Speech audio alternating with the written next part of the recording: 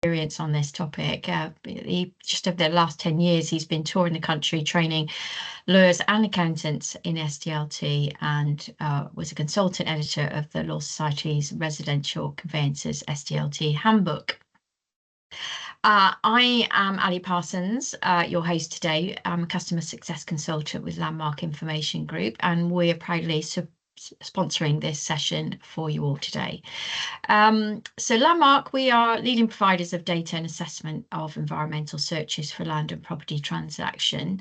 And as a naughty note, I just thought it'd be good to let you know about the launch of a whole portfolio of remastered residential reports that are coming out on November the 19th. So please keep an eye out. There's some kind of really big changes, but exciting changes, and all wrapped around supporting you as conveyancers.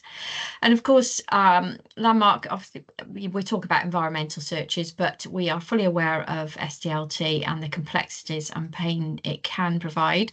As you know, we were amongst the advisors who kindly gave the government back in the day the idea to use the relief of stamp duty in order to get the property market and possibly the country back moving during the COVID pandemic. So apologies from us, but we did feel your pain as well.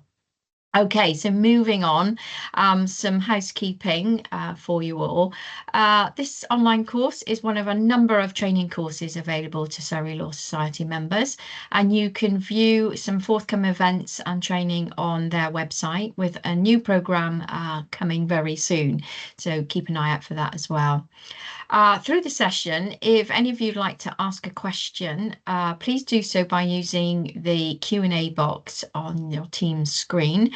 But if you'd like to talk directly to Paul at the end of the session, then please use the little Teams raise a hand so that we can unmute your microphone and you can speak to Paul.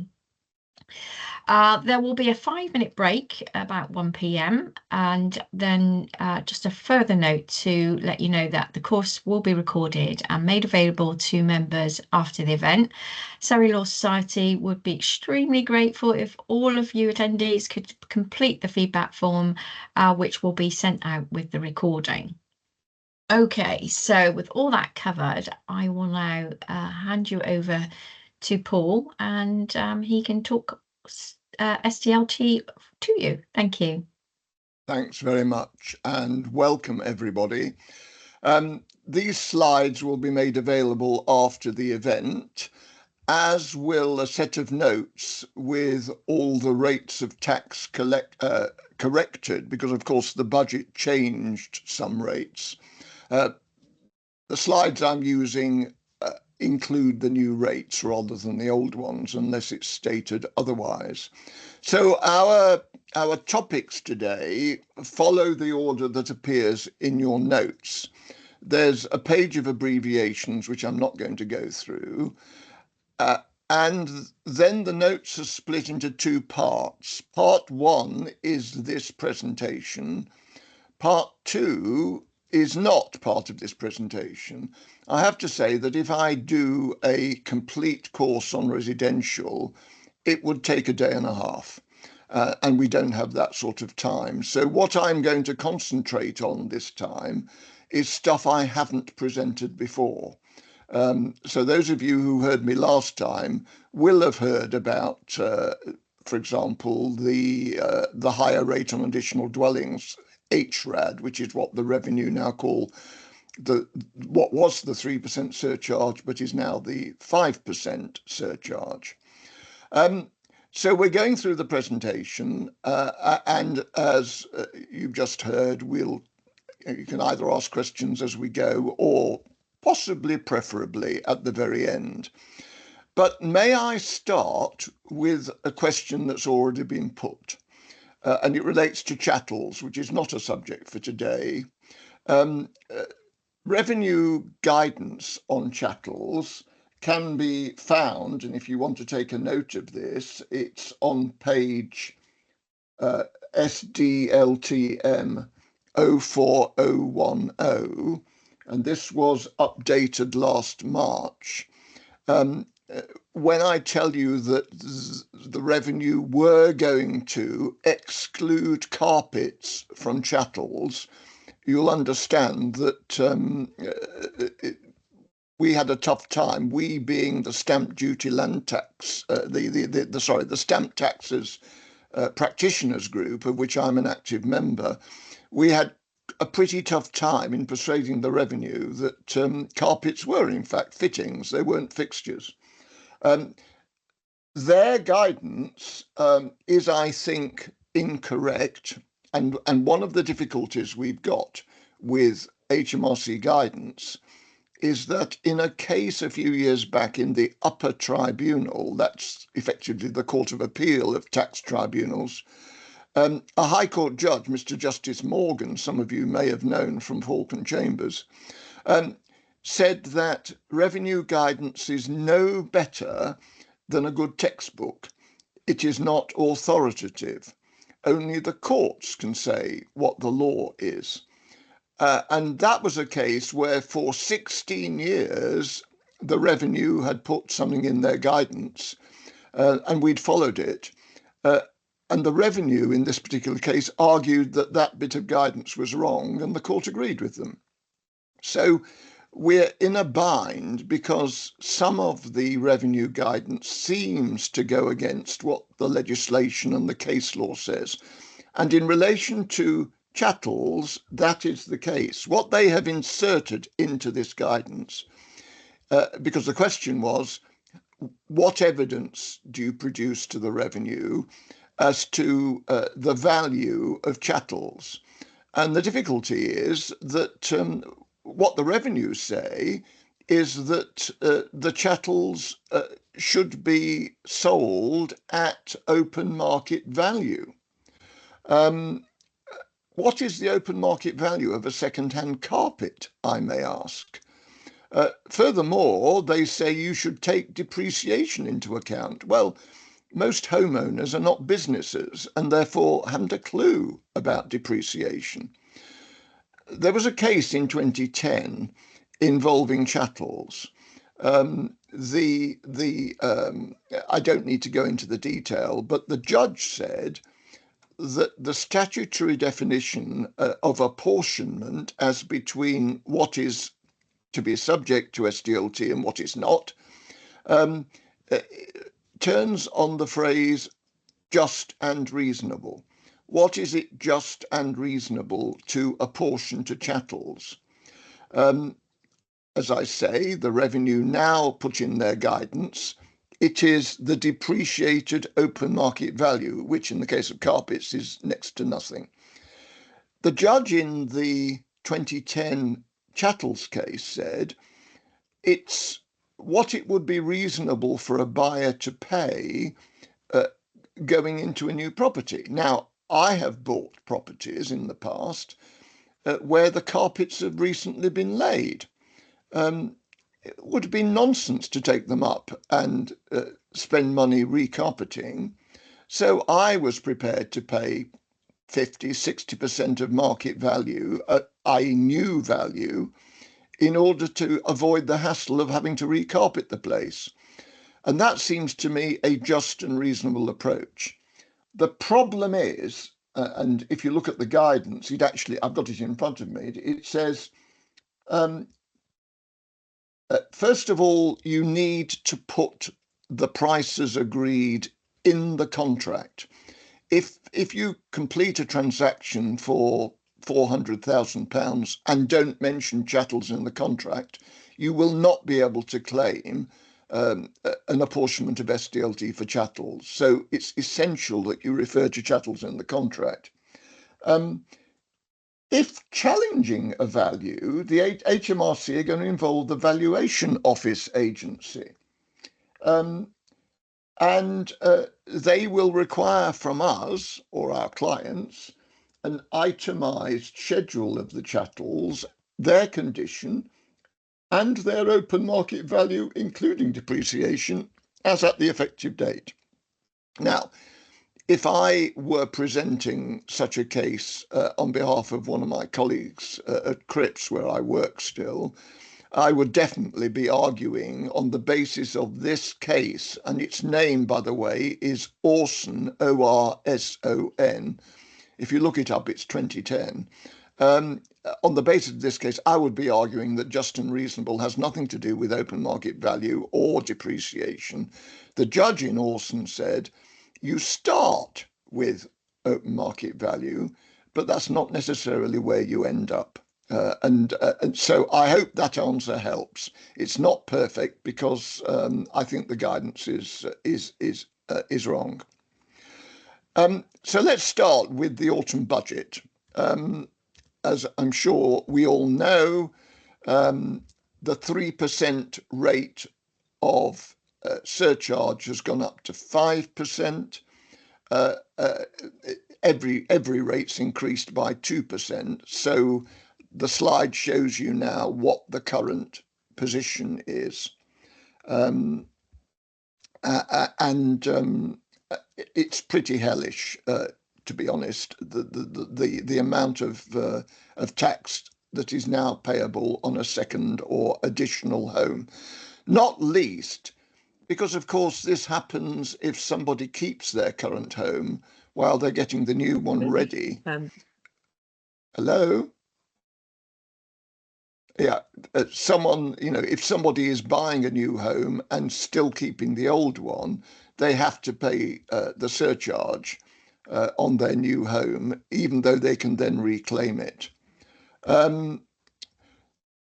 Once we get to April next year, then, as you, I'm sure, are aware, there has been a temporary relief for residential rates because the threshold, which was 125,000, became 250,000 in September 2022. But the Act which gave effect to that temporary relief said that it would last until the end of March 2025. Now, I think the Tories might well have extended that relief, but it's not going to be extended, which is something the Chancellor omitted to say in her speech, but it does appear in the budget materials. So we go back to 125,000. Between that and 250, HRAD will be 5%. Above 250, it becomes 7%. Up to 125, HRAD is 5%, nothing but 0% plus 5. And then between 125 and 250, it goes up to 7%, 2% plus 5. And then it's the same as it is now for the higher rates. Higher rates are effectively increased by 2,500. The SDLT on the higher rates is 2,500 higher than it is now. It will be 2,500 higher as from next April.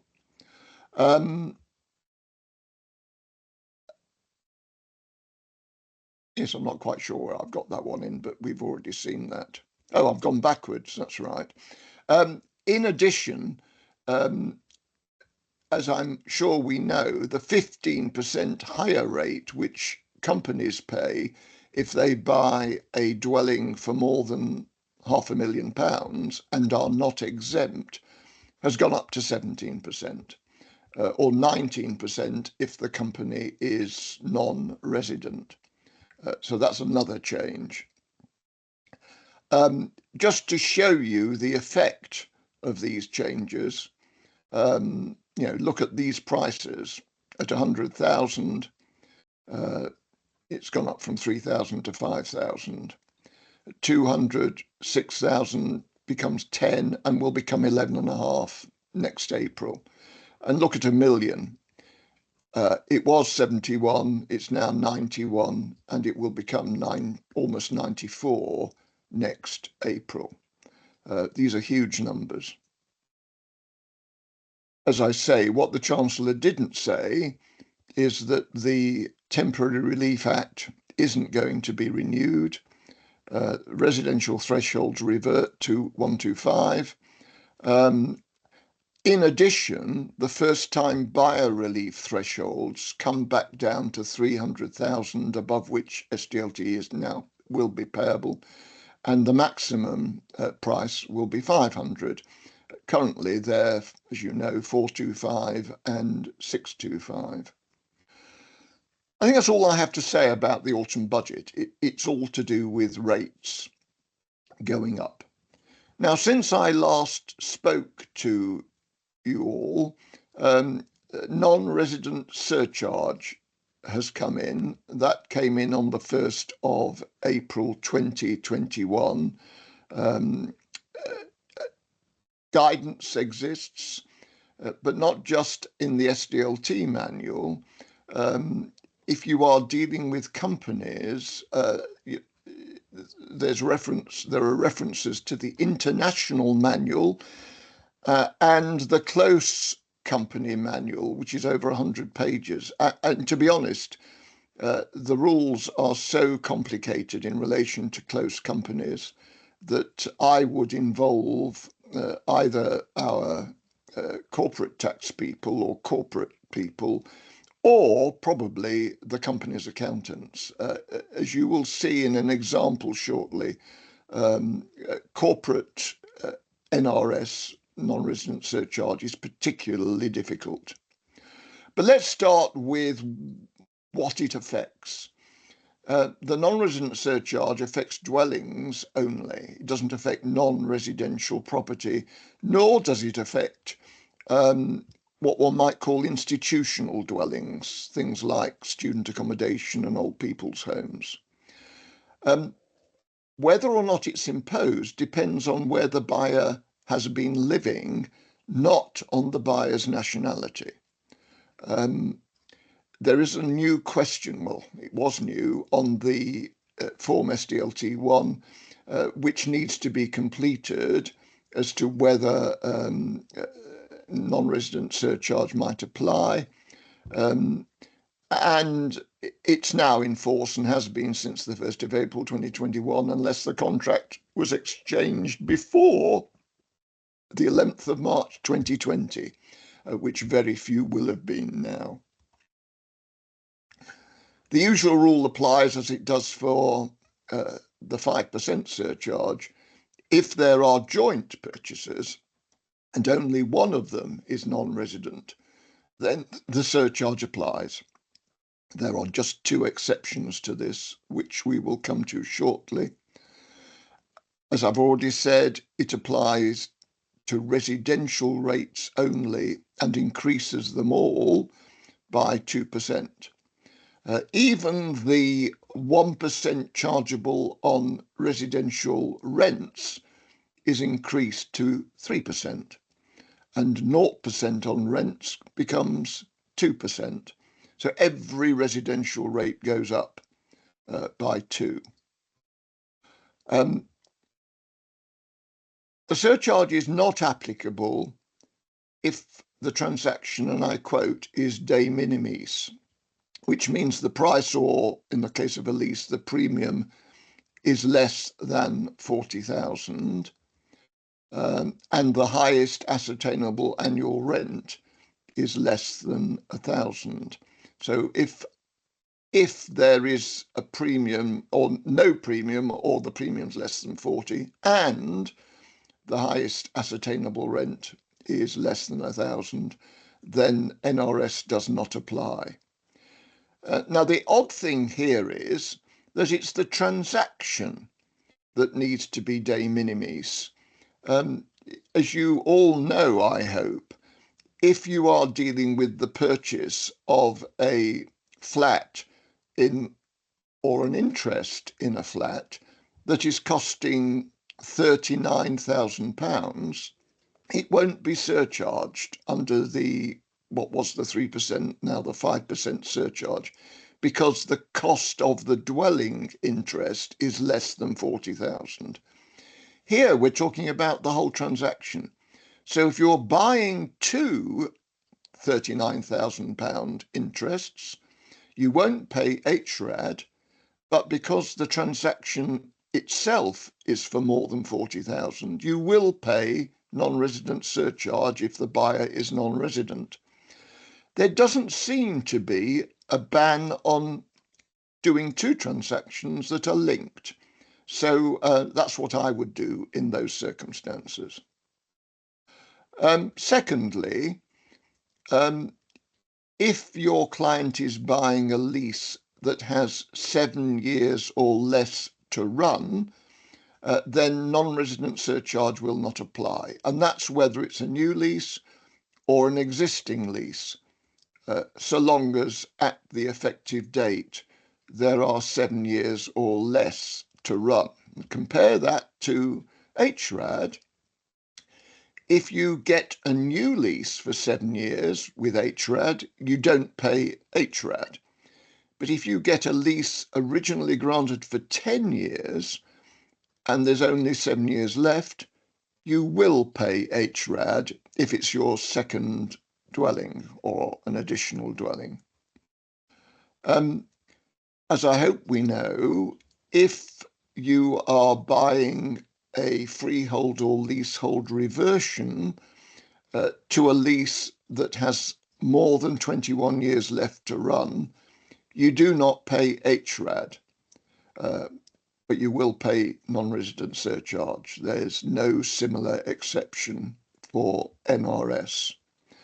As I've already said, institutional dwellings like student accommodation or people's homes do not attract non-resident surcharge, nor does bare land. And that applies to HRAD as well. If a company is buying a dwelling, it will always pay HRAD if it's exempt from the 17% higher rate. But if a company is buying bare residential land, like a garden, but no part of a dwelling, then it does not pay HRAD, it does not pay non-resident surcharge.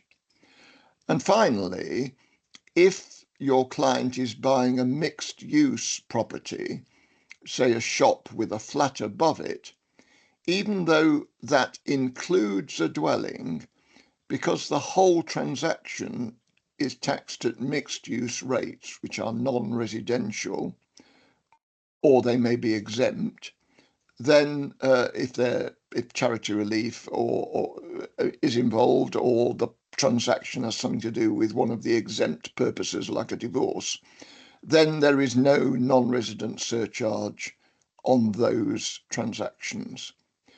For the first one, because it's not applied to non-residential rates. For the second, because it isn't added to an exempt transaction. Don't forget, NRS 2% is added to 0 rates of SDLT, but complete exemption isn't a 0 rate. It means what it says. It's exempt. So who is non-resident? An individual or company that's not UK resident. And the UK includes England, Wales, Scotland and Northern Ireland, but it does not include the Channel Islands or the Isle of Man. The effective date is the critical date. As we shall see, human beings are treated more generously than companies and trusts, for the very simple reason that even though a human being may be non-resident at the effective date, on completion, for example, if that human being can show that he or she is continuing to reside in the UK, it may be possible to obtain a refund of the non-resident surcharge. You have to pay it, but you can retain a refund. Companies and trusts cannot do that. An individual is treated as a UK resident if living in any part of the UK, say England, Wales, Scotland or Northern Ireland, at the end of, which is just before midnight, at the end of at least 183 days in the 365-day period, and that's stipulated, so if it's a leap year of 366 days, you've just got to take the last 365 of them, ending on the effective date.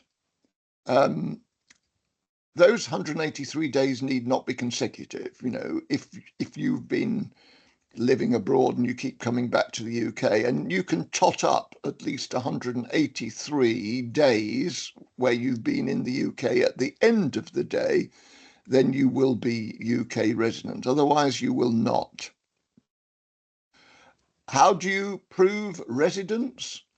Well, the Revenue have given us a few examples, but one of the difficulties here is that if you are trying to be non-resident for income tax purposes, you're going to keep the evidence you need to show that you are outside the UK.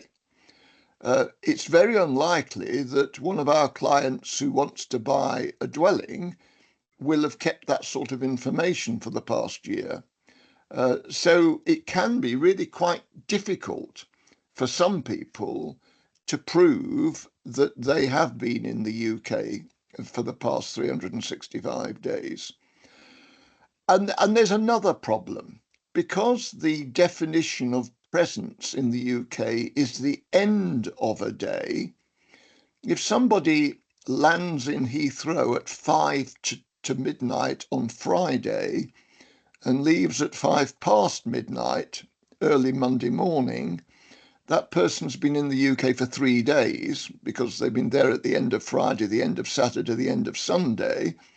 But if they arrive at 5 past midnight on Saturday morning and leave at 5 to midnight Sunday night, they've only been in the UK for 1 day, Saturday night. I know the line's got to be drawn somewhere, but it's a pretty difficult one, that. And nobody has told us when being in the UK happens. You know, is it when you take off from the runway or land, or is it when you go through passport control and have gone out and you're actually in the country, have gone through passport control, etc.? Nobody knows. And hopefully it won't matter too much. Because one of the things that I find interesting is that if our client doesn't really know how many days they've been in the UK, it's going to be very difficult for the Revenue to find out. I can see situations, however, where clients want to show that they've been abroad for, say, income tax purposes, but that they haven't been abroad for SDLT purposes. And I think that's going to be very difficult because obviously whatever they produce to the Revenue to prove that they're overseas will be used against them when it comes to SDLT. The other problem that occurs to me is what we do with clients who fib. You know, you've been contacting your client in Gibraltar for the last year, and he says, "Oh no, I've been in the UK for most of the last year." I think we face the same problem we face whenever we suspect our client is not telling us the truth. If we have real reason to doubt, then maybe we should stop acting. A human buyer may be able to reclaim non-resident surcharge. First of all, if they become resident by the land transaction return delivery date. In other words, there's a period of grace. If on completion or substantial performance, the effective date, your client can't show 183 days, but can show 180, then by delaying your return until the final 3 days are up, the client doesn't have to pay non-resident surcharge. That's in the statute. What isn't in the statute is whether that means you can delay for a month or two and pay the penalty. That just isn't there, and it's not in the guidance either. I would like to think that that wasn't the intention of the statute, and that they're talking about the normal filing date, which is 14 days after the effective date. But if the client has to pay non-resident surcharge, but can then show within the period of 1 year, in other words, by the first anniversary of the effective date, 1 year after completion, if by the end of that year, the client can show 183 days at least in a consecutive period of 365 days. So the period has to be consecutive days, but the 183 days don't have to be consecutive. Then it's possible for the surcharge to be reclaimed. And the easiest way to do that is to amend the return to take out the reference to non-residents. And normally one can only amend a return for 1 year, 12 months from the filing date. That's 12 years and 14 days from the effective date. But for this purpose, we have 2 years to amend the return. And those 2 years start on the effective date. I mentioned that where joint purchasers buy, and one of them is non-resident, that the transaction is non-resident, but there are 2 exemptions. They're only available for individuals. And the first one is for what the abbreviation defines as living together spouses or civil partners. Living together spouses or civil partners are not necessarily physically living together, but it means that their relationship still subsists. They're not separated. They're not going through a divorce or other separation procedure. So if 2 living together spouses or civil partners acquire, and one of them is resident abroad and the other's resident in the UK, the one who's abroad is treated as being resident in the UK, which is very useful. They must, however, be married or civil partners at the effective date. They cannot earn this relief by getting married later. And they must be in a living together relationship at the effective date as well. Again, they can't become living together later. But with those provisos, this is a very useful exemption. They can't be acting as trustees of a settlement. And a settlement is defined for SDLT purposes as a trust that is not a bare trust. So clearly, if a husband and wife buy a property in trust for themselves, that's a bare trust. They, as beneficiaries, are liable to sign the return or authorize us to sign it. Similarly, if husband and wife hold in bare trust for themselves and their children, that's not a settlement, it's a bare trust. But if it is some other form of trust, like a discretionary trust, then this ability to claim exemption no longer exists. Second exemption is for Crown employees like diplomats, civil servants, the armed forces. And the reason for that is that they're treated always as UK resident for income tax. So it wouldn't be fair to treat them as non-resident for SDLT. Their living together spouses or civil partners will also be included in this exemption. So you could have a New York ambassador living in the States with a wife who lives in Paris. They would both be treated as UK resident for SDLT purposes. But this exemption has to be applied for on question 52 of the land transaction return. Like HRAD, the 5% surcharge now, where there is a trust, you look through the trust if it is a bare trust or if the beneficiary has a right to occupy for life, or the beneficiary is entitled to income from the dwelling. There's obviously trusts of dwellings. So a bare trust, beneficiary has a right to occupy the dwelling for life, or the beneficiary is entitled to income from the dwelling. The same way as HRAD, then you look at the beneficiary's status for NRS as well. In any other case, it's a settlement. And where there's a settlement, all the trustees must be UK resident at the effective date. They can't earn a refund later, or the trustee is non-resident. And this is going to be, and already is, an issue for trusts that are set up in the Channel Islands or the Isle of Man. So, as I've just indicated, the basic rule, the rule that you can reclaim, doesn't apply to humans if they're trustees of a unit trust, members of a partnership, or trustees of a settlement. And it never applies to non-humans like companies. They must be UK resident on the effective date, or they pay the non-resident surcharge and can't reclaim it.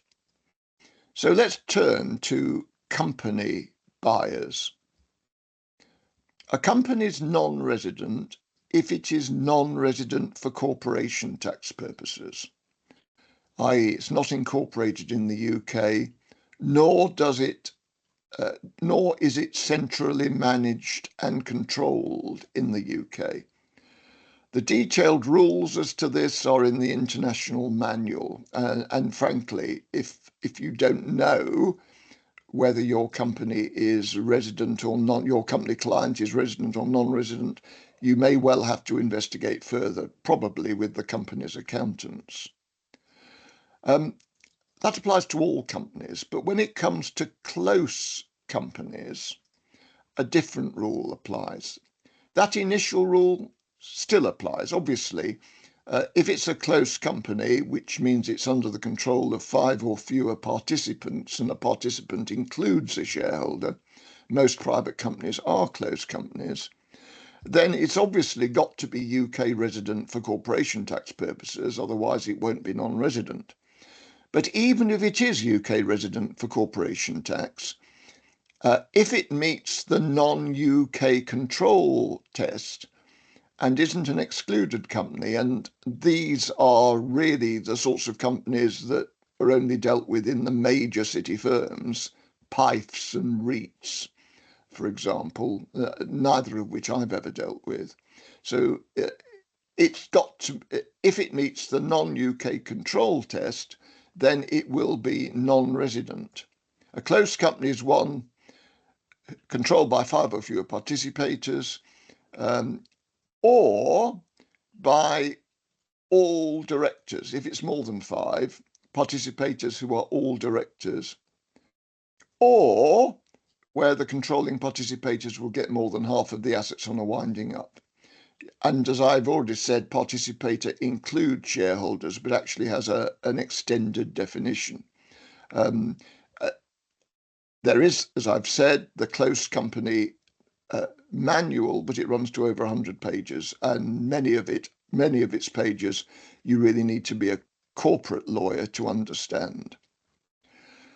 A close company is non-resident if any participator is non-resident.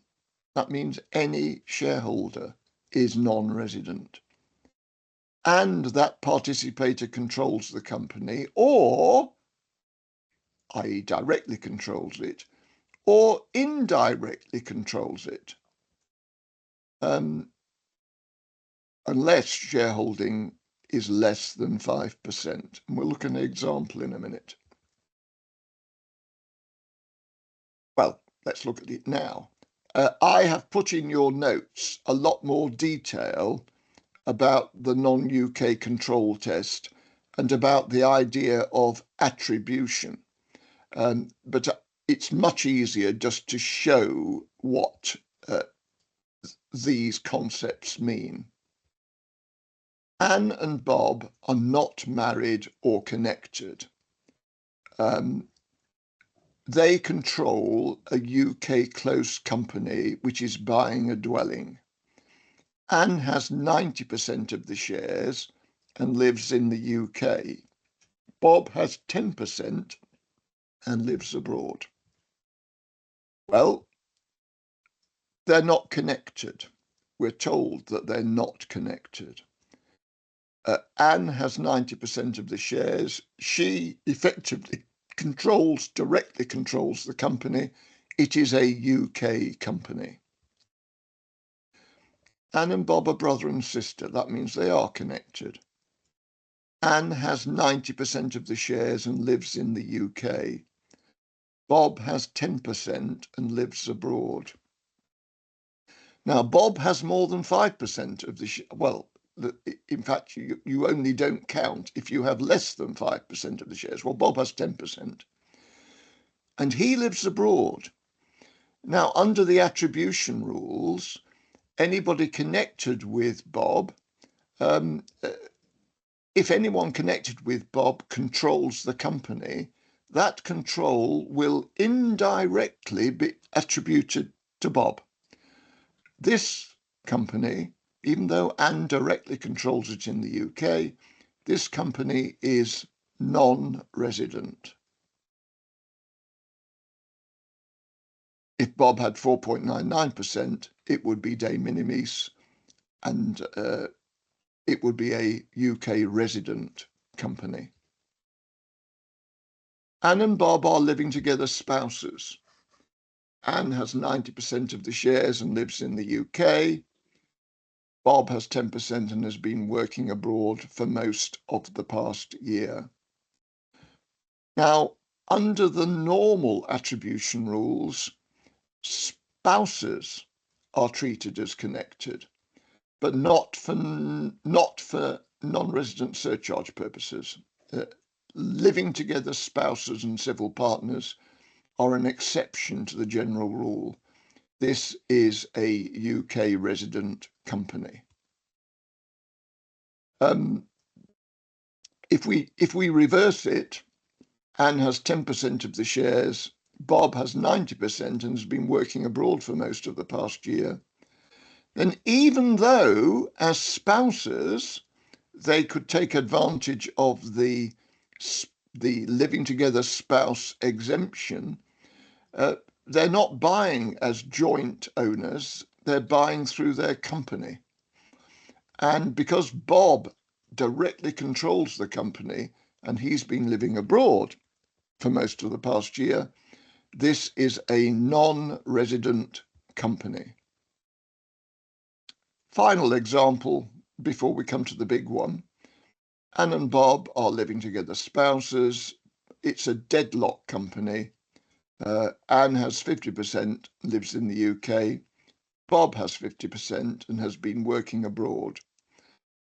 This is a deadlock company. Nobody controls it. But my view is, and we don't have any guidance on this, my view is that this would be regarded as a UK company. Final example. And this is based on a company in Tunbridge Wells where I live and work, which is owned by a couple of brothers. Assume this company, this building company, was set up by three brothers, and they do what the company I'm thinking of does: buy up old houses, either knock them down and use the site or convert them into flats and build in the large gardens. It's a UK close company, it pays UK corporation tax. Well, John, the eldest brother, retired a few years back, now lives in Jersey. He's got 10% of the shares. His brothers Jack and Jim effectively control the company. They live in the UK, But because John owns 10% and lives in the Channel Islands, John is non-resident. This company is about to buy and develop a £2 million house. But because of John's indirect control, the control that his brothers have is attributed to him, the company is non-resident. If they can claim exemption from the higher rate, then I've got this one wrong. I haven't changed this slide, apologies. SDLT would in fact be 19%, which is whatever it is, 19% of £2,380,000, because it would be a non-resident purchase. But I have changed the second one. If they can claim exemption, and they probably can because they're buying it to develop it, then they pay HRAD plus NRS, which used to be 211,000 odd, but it's now 251,000 odd.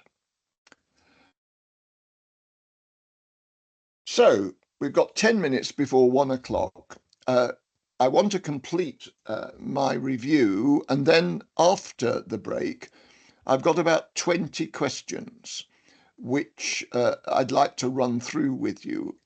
Some of them are actual cases, some of them are made up, but they're there to illustrate a principle, not just about non-resident surcharge, but about all the other rates of SDLT. As I say, the law on those is set out in part 2 of your notes, and I'm not going to go through those in detail, but we'll obviously raise some of them. Section 116 of the Finance Act 2003 defines residential property as a building used as a dwelling, suitable for use as a dwelling, in the process of being constructed as a dwelling, or in the process of being adapted as a dwelling. So we start with a building. If there's no building, then we're not dealing with residential property. Or if the building's commercial, we're not dealing with residential property. But if we are dealing with a dwelling, then the land that forms part of its garden or grounds, including things like garden sheds and garages, that is part of the dwelling, as is an easement, a right of way, a right of drainage, or whatever else, whatever other right benefits that dwelling. Non-residential property means property that's not residential. Institutional dwellings, I've mentioned already, there are 4 categories: houses to accommodate school children, student accommodation that is not a hall of residence. Now, this doesn't mean just blocks of flats occupied by students, but the sort of accommodation that only students can occupy. There's usually a planning restriction to that effect. Armed forces accommodation, again, not ordinary houses that officers might occupy, but things like barracks, very much like halls of residence only for the army. And finally, institutional homes that don't provide any personal services. Those 4 are taxed as residential property, but they are never, and I mean never, surcharged, whatever the surcharge. And finally, in subclause 3, we've got non-residential accommodation. These are taxed at non-residential rates: children's homes, halls of residence, institutional homes that do provide personal care, like nursing homes, hospitals and hospices, prisons and similar places, hotels and inns and similar places. Incidentally, a B&B is non-residential if it's available all year round. If it's only available during holiday seasons, then it's residential. where 6 or more separate dwellings are the subject of a single transaction involving the transfer of a major interest in or the grant of a lease over them, then don't forget that they are treated as residential property. Sorry, I sometimes can't read what's on the page. They're treated as not being residential property. Now, a very interesting one, this. At one time, we had the option to turn them into residential property by applying for multiple dwellings relief. But as you all know, multiple dwellings relief has been abolished. So now, if we're dealing with 6 or more dwellings in a single transaction or a single lease, they are all non-residential. At least that's what I thought. And that's how I have advised over the years. But the Revenue back in 2018 invited a few interested people to a meeting. The text of that meeting was promulgated by LexisNexis and Practical Law, although some of the decisions have never appeared in official guidance. The Revenue take the view that a single transaction in that clause does not mean a single land transaction. It means a single contract, or as they put it, a single bargain, a single deal. As a result, the Revenue say that as long as you've got a single contract for 6 or more dwellings, or a single contract for 6 or more new leasehold properties, they can each be the subject of a separate transfer or lease. That's not what the statute says, but that's how the Revenue applies the statute. And we would be stupid not to follow that guidance, even though we have to have one eye to the fact that a future court might say that guidance is wrong. But I certainly follow that guidance.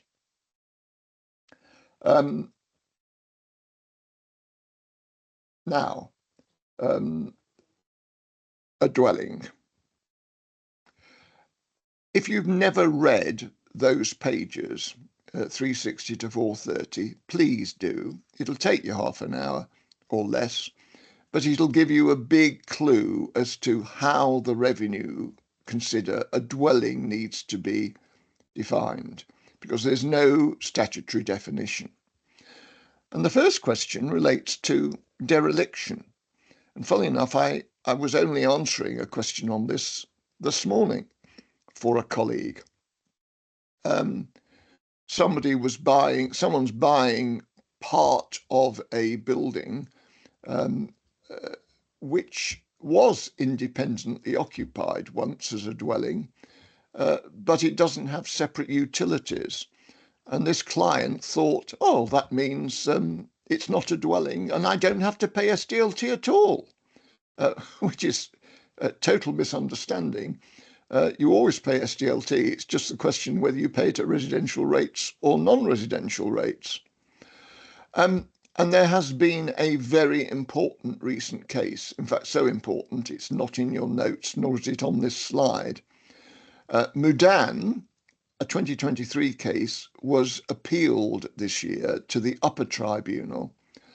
And what the upper tribunal said was that they agreed the first tier tribunal's opinion that if Parliament says that a building under construction as a dwelling is a dwelling, even though if it's under construction, you can't actually live in it, it won't have the services connected or anything.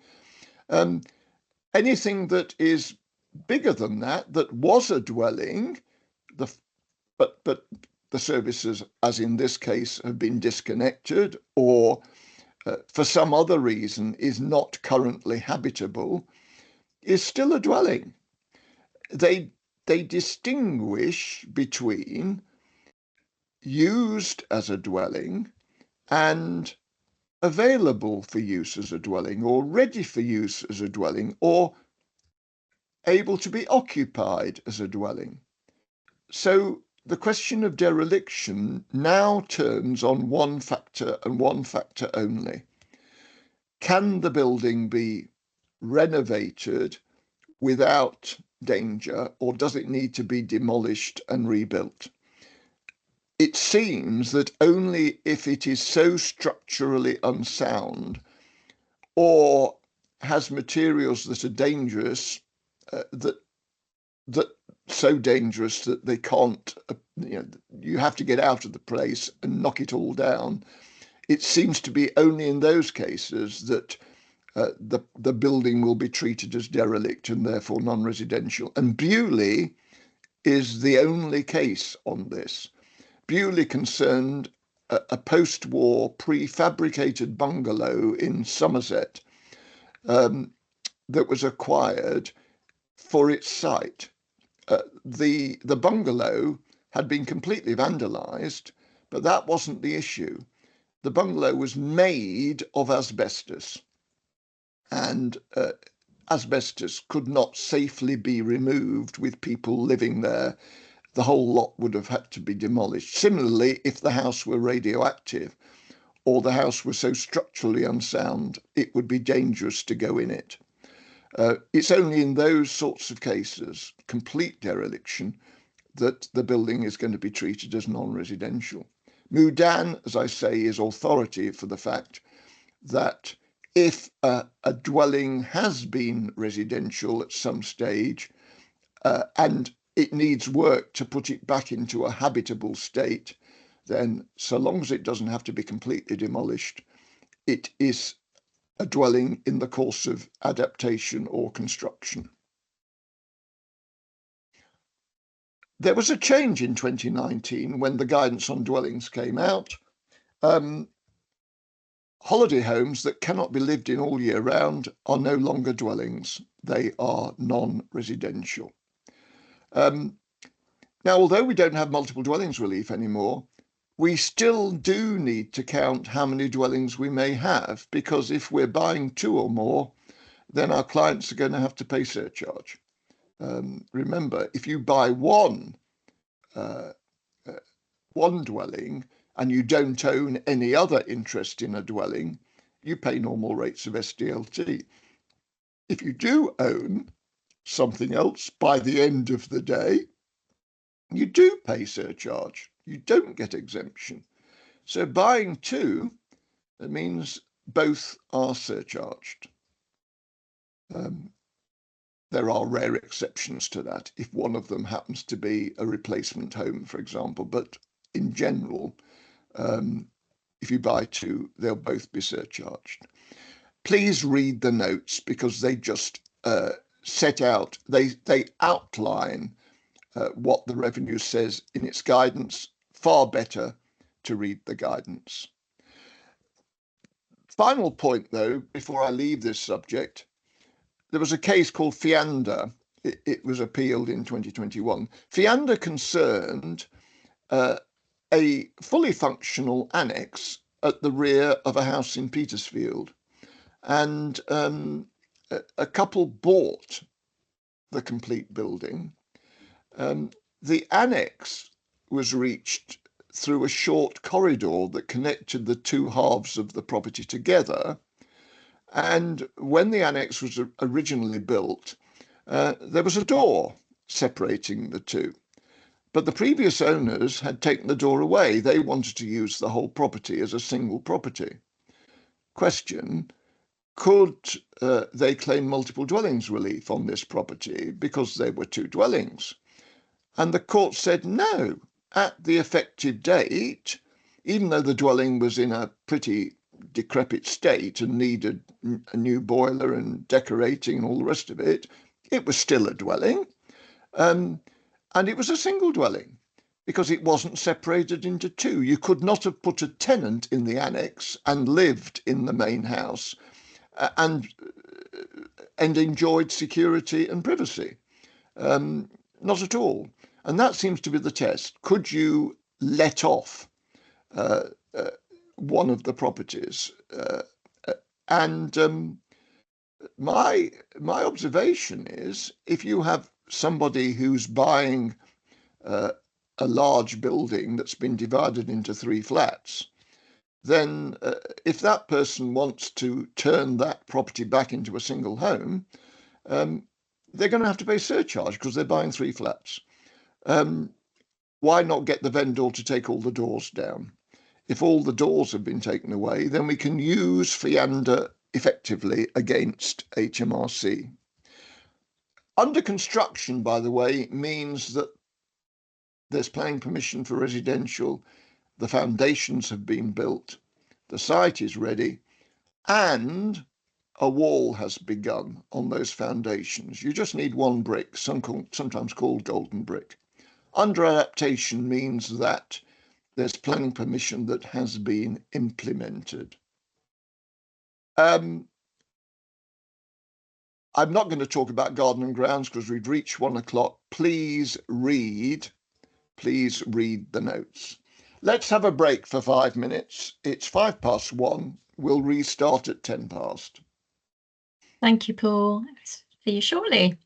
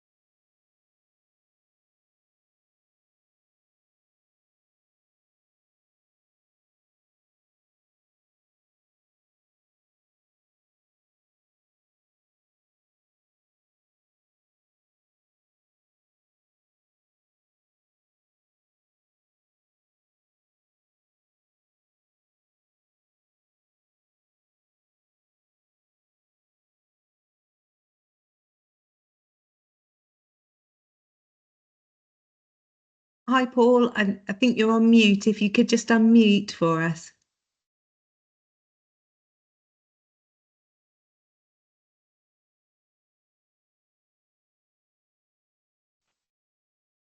Can you hear me? Can hear you now. Yeah, we That's can fine. now. Yeah. I didn't put myself on mute. It must have happened. Anyway, welcome back, everybody. We've got some residential case studies now, and I have changed the figures in some of the answers because clearly the rates have changed. And as I said earlier, I will send the revised notes through for distribution along with the slides. So let's look at these case studies one at a time. Mary and Jane are good friends. Mary is a first-time buyer of a flat for 300,000, but she can only afford 270,000. Her friend Jane owns her own home and has agreed to purchase a 10% interest in Jane's flat for £30,000. What SDLT is payable? This question came to me in 2016 from a firm in Cornwall, as it happened. In those days, I used to give advice outside my own firm, which I do not do now, although I will say, ladies and gentlemen, that those who attend my lectures are entitled in extremis to get in touch with me. My notes give you my email address. If you really have an intractable problem, I don't mind helping out. It often gives me new cases to comment on as well, so I win. I don't make a charge. I'm not insured to do that. But this case came to me from Cornwall, and the argument was, well, £30,000 is less than £40,000, so there'll be no SDLT, no HRAD on the purchase by Jane of that interest because she owns her own home, but she's not buying for 40,000 or more. Wrong. What the rules say for HRAD is if you have joint purchasers, take each person separately and ask them that if they were doing the transaction all by themselves, whether or not they would whether or not they'd pay surcharge. And clearly, if Jane were buying the £300,000 flat, she would pay surcharge. Because she's paying surcharge, she would pay surcharge, then Mary's purchase is surcharged if that's the way they arrange it. And even though she's a first-time buyer relief does not apply where a transaction is surcharged. It's one of the conditions of first-time buyer relief. So she wouldn't pay nothing. She wouldn't pay the normal rate of 2,500, but she'd pay the surcharge rate, which today on 300,000 is 11,500.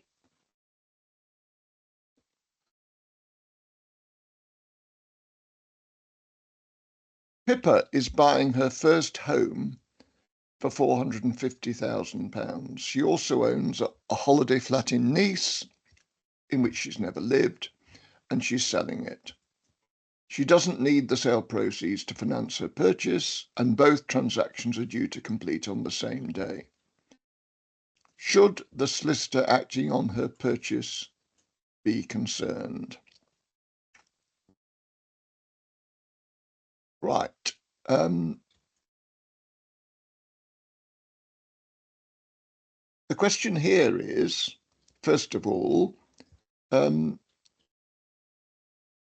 would her first home, her purchase of her first home, be the subject of first-time buyer relief? And the answer, of course, is no. Some people think that it means what it says.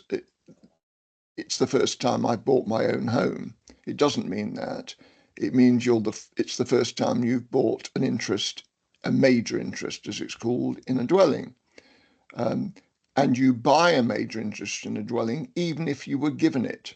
So even if Pippa was given this flat in Nice because it was left to her in someone's will, she's still the purchaser of it. She's still a buyer of it. And therefore, she's no longer a first-time buyer when she buys her first home. Clearly, if she still owns the flat in Nice when she completes her purchase, then at the end of the day she completes her purchase, and that's the time we measure it, she still owns the flat in lease, and therefore she'll pay surcharge. But the flat in Nice is due to be sold on the same day as she completes her purchase. The problem is, what if the sale in France doesn't happen when it's due to happen? It doesn't matter when on the day of the purchase completion the sale happens. If you complete the purchase in the morning and the sale happens in the afternoon, then by the end of the day, Pippa doesn't own the flat in Nice. That's fine. But the problem is, if the end of the day comes and she still owns the flat in Nice, if that happens and it completes the next day, it's too late. Pippa pays surcharge, and that is now 32,500 on a purchase for £450,000.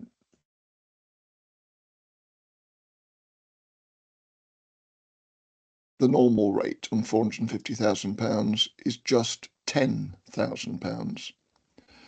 So absolutely vital that the solicitor acting for Pippa in her purchase checks that the Nice sale has happened before completion takes place on the purchase.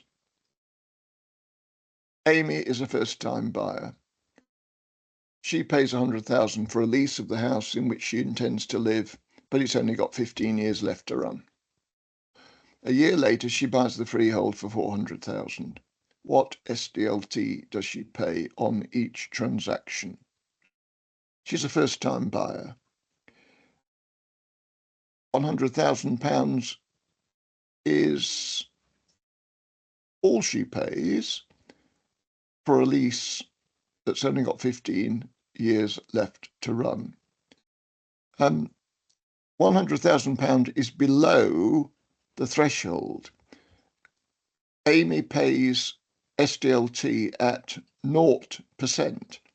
She has to put in a return because she's paying 40,000 or more. She's paying more than 40,000. So she has to put in a return, but there's no SDLT to pay. It's charged at 0%. Don't forget that Amy remains a first-time buyer. A person is a first-time buyer so long as the only interest they've ever owned is a lease for 21 years or less. Amy's lease has only got 15 years left to run. So she remains a first-time buyer. Okay, a year later, she buys the freehold for £400,000. And currently, that's below the 425,000 threshold for first-time buyer relief. So she can claim first-time buyer relief, can't she? Because she's still a first-time buyer and pays nothing. But hang on a minute, she already owns an interest, a major interest in a dwelling. Remember that for HRAD purposes, an interest is a major interest if it's a lease, if it's a lease originally granted for more than 7 years, and this lease is obviously originally granted for more than 7 years. Doesn't that mean she has to pay surcharge and cannot claim first-time buyer relief? Well, the answer is no. The exemption that applies at the end of the day, Amy does not own a major interest in any dwelling other than the purchased dwelling. She does own an interest in the purchased dwelling, but she doesn't own an interest in any other dwelling. This means that she is exempt from the surcharge and that means she can claim first-time buyer relief. So she pays nothing on the first transaction and nothing on the second transaction, but she has to put in 2 returns. 5 years ago, Peter bought a village pub. It was a mixed-use purchase because it had a staff flat in it. He's the manager. He's now buying a house to live in. The staff flat will be occupied by another member of the pub staff. Does Peter pay normal SDLT or HRAD? Now, I've had conveyancers get really confused over this one. Well, he owns a mixed-use property and that's taxed at non-residential rates, so surely it's normal SDLT. Well, no, it isn't. A mixed-use property is one that comprises some commercial and some residential. The staff flat is a dwelling. And because Peter still owns that dwelling, he will pay the surcharge, HRAD. And it won't be very easy for him to get rid of the staff flat if it's integrated into the pub in some way. That particular example is in revenue guidance, by the way. First-time buyer Amy buys her first home for £600,000. Ben is her living together spouse or civil partner. Well, let's say Ben is her husband. And he's going to live with her in that house. And we've got a number of questions now. What SDLT will she pay if Ben owns the flat where he used to live that's worth £200,000? I hope we know the answer to this one. Some clients find this absolutely obnoxious, but it's what the law says. If we act for a buyer, we have to ask that buyer if they are married or in a civil partnership that still subsists. That's what living together means. If they are, we then have to ask whether their spouse or civil partner owns an interest in a dwelling. If they do, then we have to apply the rules as if the spouse or civil partner had been a joint purchaser with the buyer, which basically means here that if Ben had been jointly buying the house with Amy, 2 things would apply. First, Amy could not claim first-time buyer relief because Ben isn't a first-time buyer. Secondly, it would be surcharged.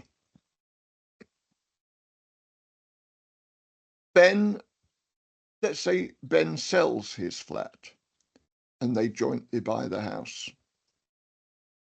Well, again, Amy could not claim first-time buyer relief. So 5A, Amy is surcharged. 5B, Amy is not surcharged, but she has to pay normal rates because Ben is not a first-time buyer. He's going to live there. He satisfies that condition. Remember, first-time buyer relief requires you to be a first-time buyer and requires each buyer to live or intend the purchased property to be their main home. Well, he does intend it to be his main home, but he's no longer a first-time buyer. Now, this one confuses people. Ben sells his flat. Amy alone buys the house. And the answer to this one is that once Ben has sold his flat, then Amy is no longer surcharged because Ben no longer owns another property. And I'm assuming that he only owns that flat. That means she can claim first-time buyer relief. That means she pays no SDLT. the fact that Ben is not a first-time buyer doesn't mean that Amy cannot still be a first-time buyer if she is the only purchaser. The fact he is not a first-time buyer is not, in other words, attributed to his wife. 5D. When Ben and Amy married, Ben came with a son. It's not Amy's son. It's Ben's son from another relationship. And that son owns a £50,000 undivided share in a house, perhaps inherited it from a grandparent. I hope we know this too. We always have to ask the question of our buyers, do you, or does your living together spouse or civil partner have a child under 18? And if so, does that child own an interest, a major interest in a dwelling, and that interest is worth £40,000 or more? Because if the child does, then the child's interest is treated as being owned by the parent, and if the parent has remarried or gone into a civil partnership, by the new spouse or partner as well.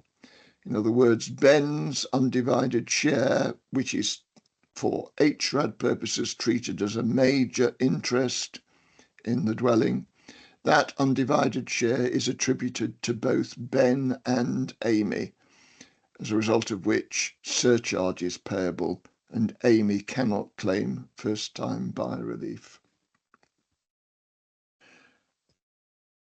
What if Ben and two friends, Charlie and Dan, happen to have a small business investing in buy-to-lets? Well, if you invest in dwellings, then according to the revenue, you're not carrying on a business. You're not carrying on a trade as investors.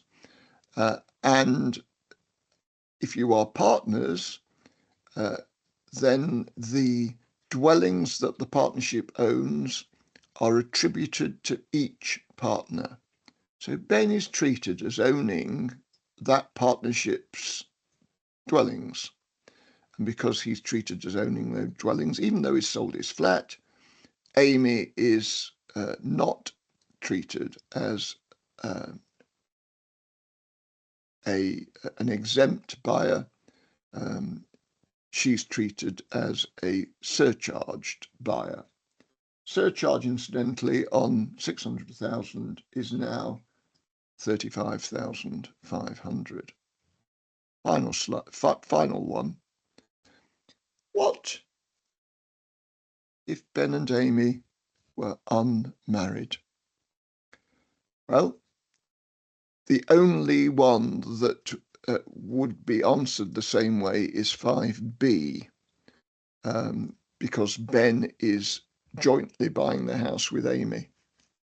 In all the others, Amy would be completely unaffected by what Ben owns or what Ben's son owns. It's only because they're living together, spouses or civil partners, that the examples I've already given have the effect that they do. Sorry, it's 47,500. I beg your pardon. It used to be 35,500. It's now 47,500. I haven't changed the notes yet. I must do that. Sixth example. Nigel is a British Army officer.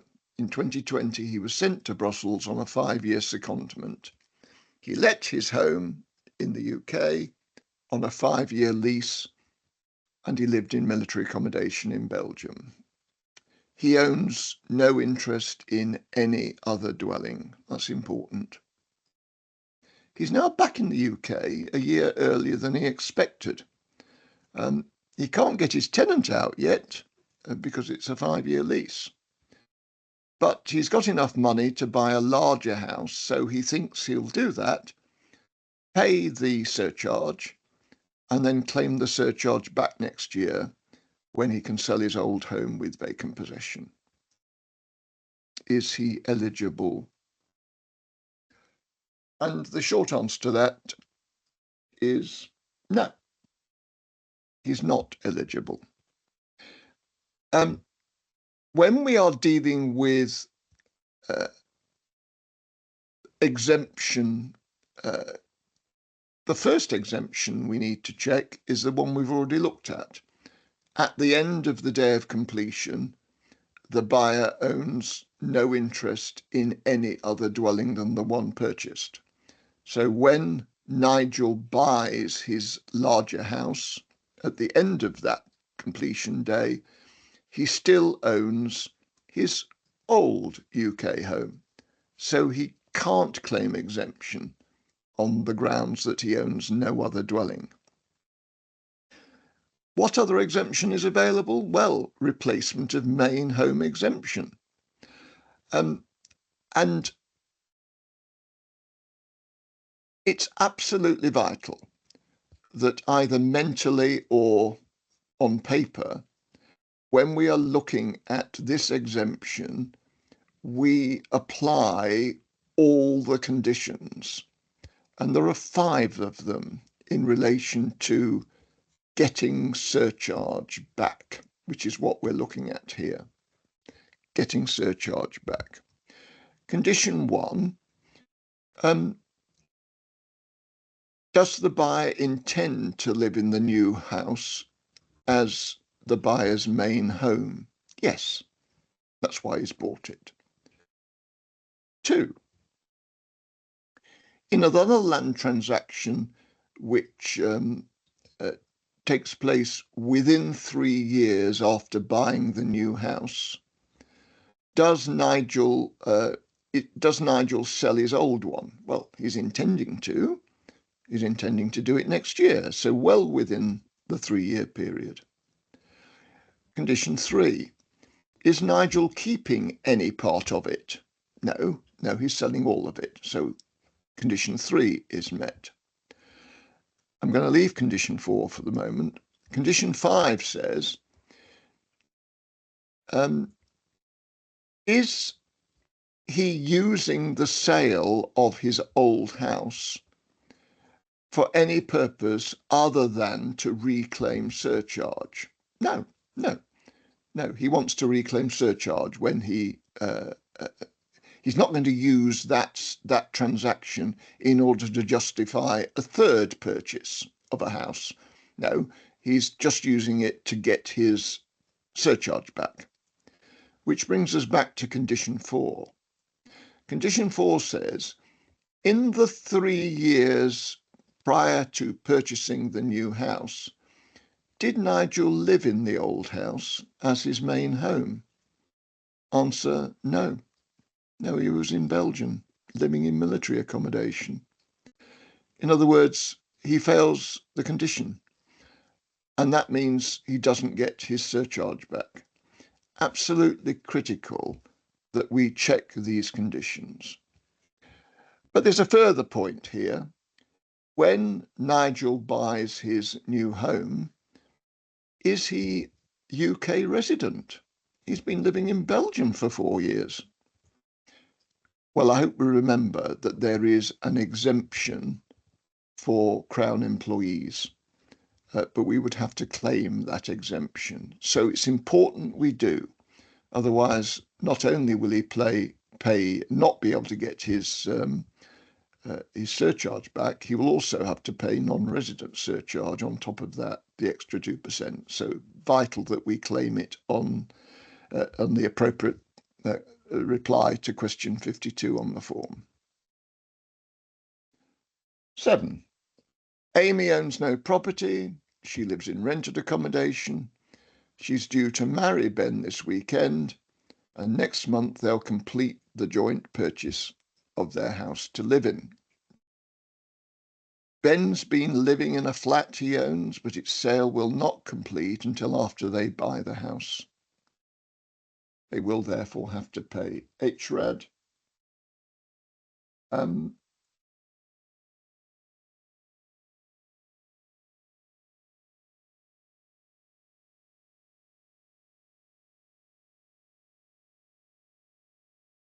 You know what? Oh yes, that's fine. I'm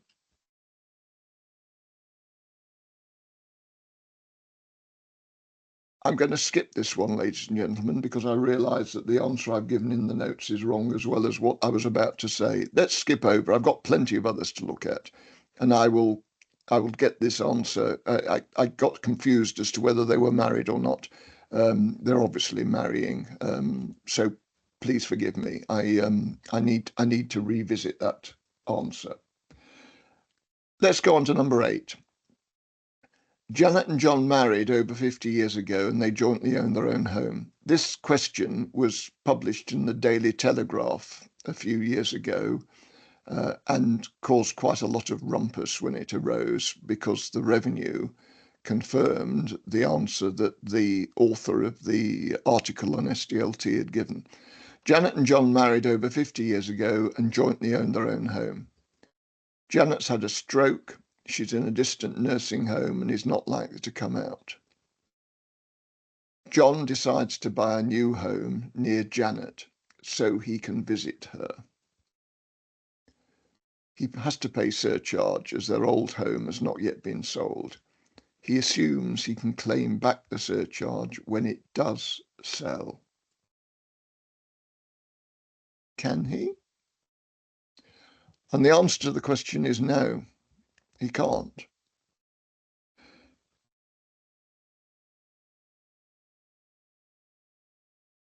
When we are checking whether somebody can escape surcharge, we first of all start with the buyer, John. There are 5 conditions that apply to avoid paying surcharge. As I've already said, 5 conditions apply when you're trying to reclaim it. In this case, John will be trying to reclaim surcharge. So let's ask the 5 questions. Does John intend to live in the new house as his main home? Yes. Will he sell his old one within 3 years after he buys the new one? Well, he's hoping to. Will he sell all of it? Yes, he will. Has he been living in the old house in the 3 years before he buys the new one? Yes, he has.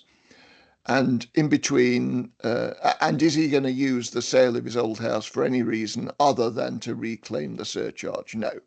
He complies with all 5 of the conditions.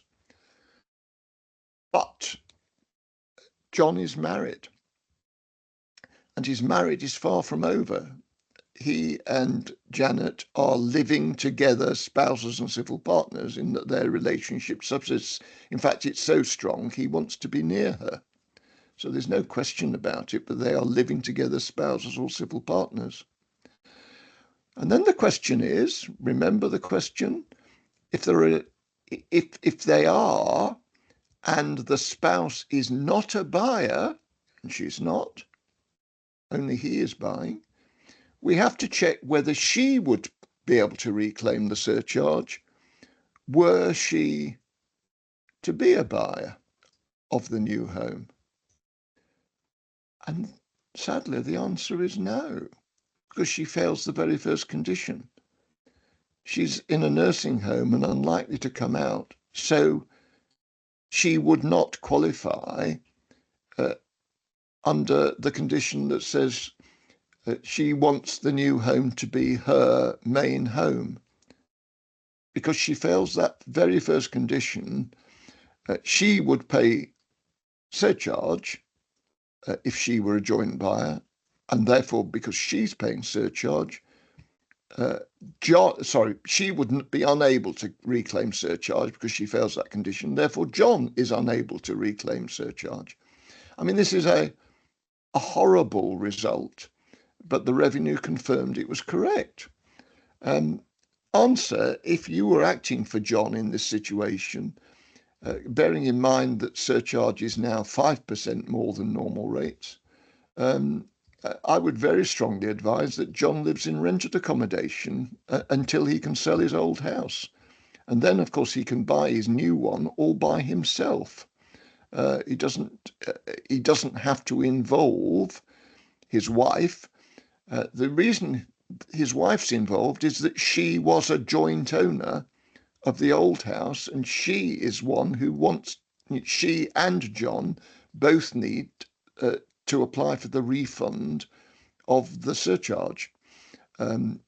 If John alone is buying the new house, then all that matters is, would his wife, if she were buying it, pay surcharge? No, she wouldn't, because the very simple thing is she owns nothing. By then they'll have sold their old house. John and she will own nothing. John can easily buy a house all by himself. Far better. And the point I'm making here is that the rules for repayment of surcharge, as we've seen with Nigel and now we've seen with Janet and John, are more restrictive than the rules that apply when you are buying a replacement home after you've sold your old one. It's much the best way round if you can achieve it. In the same contract, a first-time buyer, Cara, is to buy the lease of a flat from a vendor for 350,000. It's got a lot of years left. It's going to be her home. Her mum's paying the same vendor 40,000 for the freehold, which the vendor recently acquired from his landlord but didn't merge with the lease. The mother and the father, Cara's mum and dad, jointly own their own home. Can Cara claim first-time buyer relief?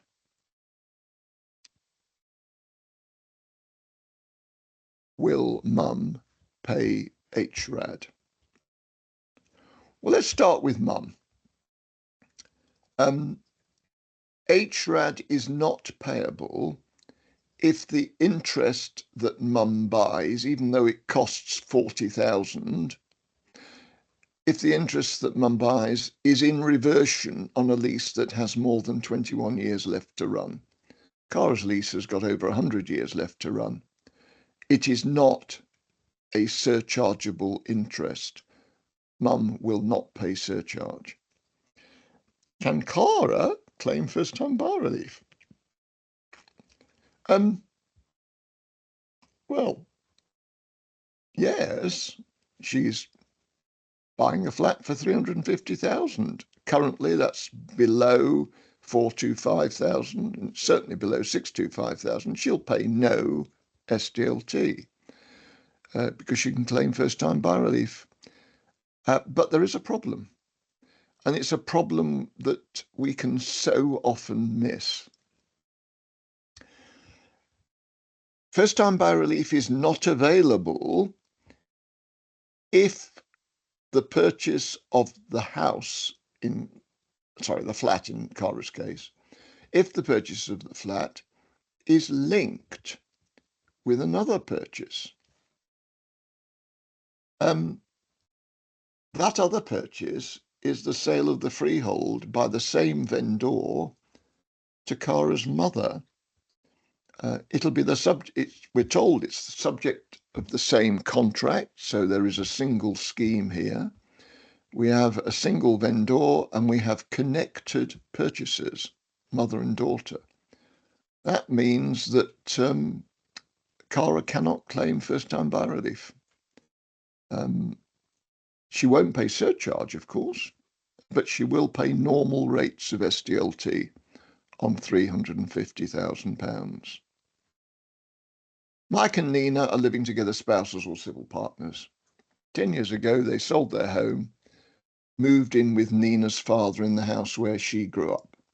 They also paid him for a 40% interest in the house. So they own 40% of the house where they've been living for 10 years. That house is now worth £1 million. He's moving into a nursing home, and they've agreed to pay him £600,000 for the remaining 60%. But there's a problem. They also jointly own a beneficial interest worth £150,000 in Mike's mother's house. So they own interests in the properties of both their parents. And this is actually a case that came my way. In 2017, November, 4 new, well, they were new then, exemptions came into force. One of them exempted transactions where the only parties were a living together spouse or civil partner. Another was exemption where a person bought a larger interest in the house where they had been living for at least 3 years. Well, we've been told that both Mike and Nina have been living for 10 years in the father's house. They currently own 40% and they're buying 60%.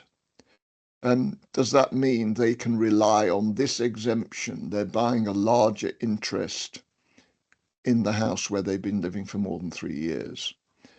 The problem is there are two other conditions. One of them is that what they're buying is either a freehold, or if it's leasehold, there's more than 21 years left to run. Well, they're buying an interest in a freehold, I am assuming. I didn't actually put that in the question, but I can tell you in the actual case it was a freehold. But it was the third condition that killed their exemption. They have already to own at least 25% of the whole. Together, they only own 40%, and they own it in equal shares, which basically means they each own 20%. They failed that condition, so they were not exempt. And I can tell you that surcharge on 600,000 is an awful lot of money. I think I've got it on a slide. Yeah, 47,500. In those days, it was 35,500 because 3% applied when I was advising on this. There is a solution, and a rather intriguing solution. And my solution was this. Let Mike and Nina set up a company and transfer the beneficial interest of 150,000 to the company. The company will pay surcharge, but surcharge on 150,000 is a jolly sight cheaper than surcharge on 600,000. And as far as I know, that's what they did. So they set up a company. The company bought their beneficial interest in Mike's mother's house, and the company paid surcharge on 150,000, which meant because they had disposed of their interest in the mother's house, in Mike's mother's house, they owned nothing else themselves when they bought the 60% for £600,000. I'm going to skip over 11 because time's moving on. And it's a relatively rare case, this, so there's no point in spending a lot of time on it. Jack and Jill jointly own their own home. Jack also owns a buy-to-let flat. Their marriage fails and they cannot easily sell their home. Jill buys a flat to live in, pays the surcharge, and applies to reclaim the surcharge when the home that they jointly own is sold. Jack moves into his buy-to-let flat because he thinks he'll buy a new home when the old one is sold. Any problem with that? Well, we're back onto the conditions.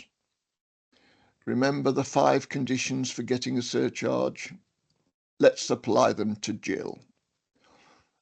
Because they were joint owners of their old home, which means that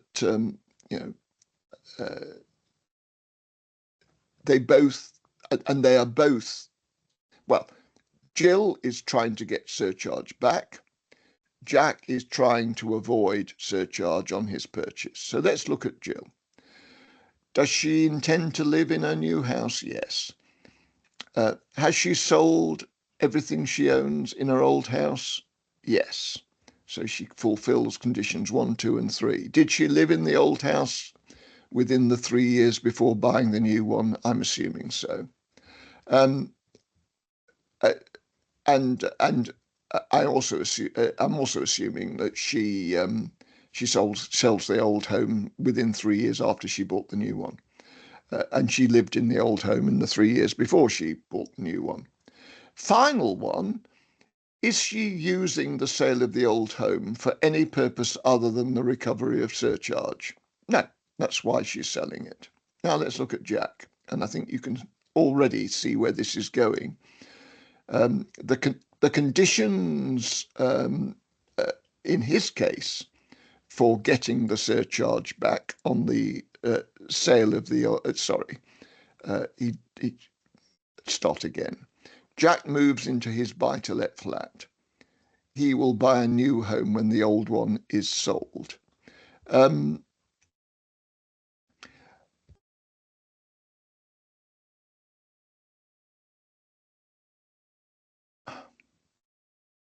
This one doesn't work. And you know what? I cannot remember why. I'm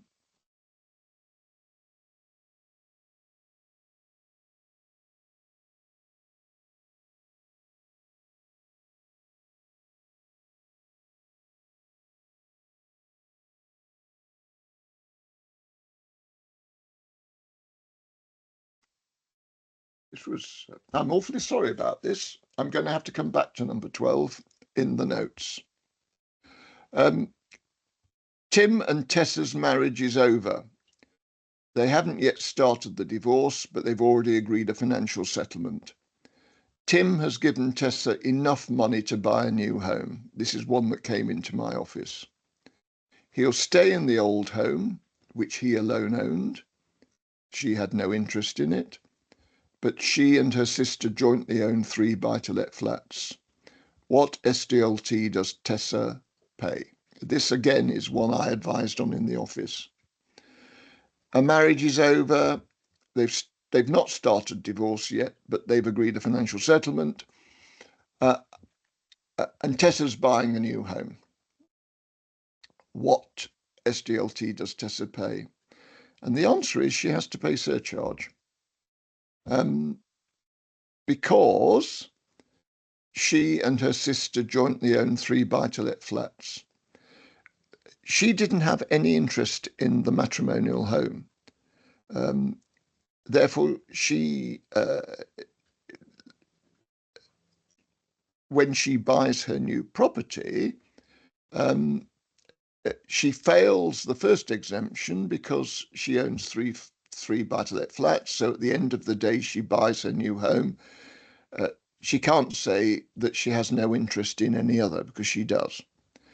What about replacement of main home exemption? Well, the conditions for claiming that are first that she intends to live in the new home as her main home, which she does. Second, that she or her spouse or civil partner has sold the old home and all of it. Well, he hasn't.